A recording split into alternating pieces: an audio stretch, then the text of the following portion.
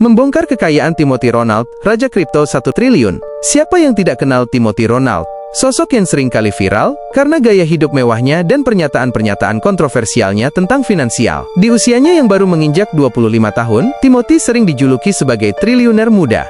Berdasarkan berbagai laporan valuasi perusahaan dan portofolio investasinya, kekayaan bersih Timothy Ronald ditaksir menembus angka 1 triliun rupiah. Angka ini menjadikannya salah satu investor muda dengan aset terbesar di generasinya. Komponen kekayaan. Aset kripto Timothy dikenal sebagai pemegang Bitcoin dalam jumlah besar. Ia mengaku sudah mengenal Bitcoin sejak 2016 dan melakukan investasi agresif sejak dini. Saham blue chip. Selain kripto, ia memiliki aset di pasar saham tradisional, termasuk kepemilikan sekitar 11 juta lembar saham Bank Sentral Asia, BBCA.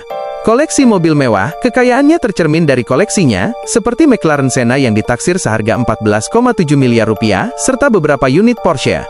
Gurita bisnis dan sumber pendapatan. Kekayaan Timothy tidak hanya datang dari kenaikan harga aset, tapi juga dari mesin uang yang ia bangun sendiri. Bisnis utama. Akademi kripto ini adalah sumber cash flow terbesarnya. Dengan biaya keanggotaan sekitar 17 juta rupiah per tahun dan ribuan member, platform edukasi ini memiliki margin keuntungan yang sangat tinggi. Ronald Capital, sebuah family office atau dana kelolaan pribadi dengan dana yang dikabarkan lebih dari 1 triliun rupiah. Investasi strategis. Ia tercatat sebagai komisaris di Holy Wings Group dan memiliki peran di platform lain seperti FLOQ Exchange. Filosofi. Timothy sering menekankan pentingnya high net worth mindset dan berinvestasi pada aset masa depan. Kontroversi dan kabar terbaru, Januari tahun 2026.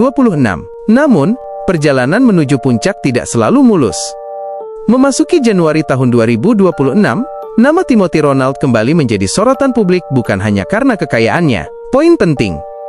Baru-baru ini, Januari tahun 2026, dilaporkan adanya laporan ke pihak kepolisian, Polda Metro Jaya, terkait dugaan penipuan investasi kripto yang melibatkan namanya.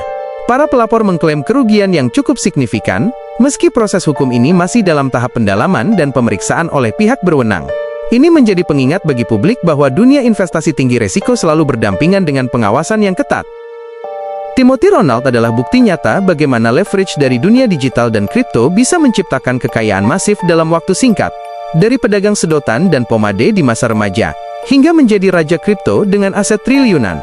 Apakah ia akan terus bertahan sebagai ikon finansial Gen Z? Ataukah badai hukum saat ini akan mengubah arah perjalanannya? Satu yang pasti, angka-angka kekayaannya tetap menjadi salah satu yang paling fenomenal di Indonesia saat ini. Bagaimana menurut kalian? Apakah kekayaan triliunan di usia 25 tahun adalah target yang masuk akal bagi kalian?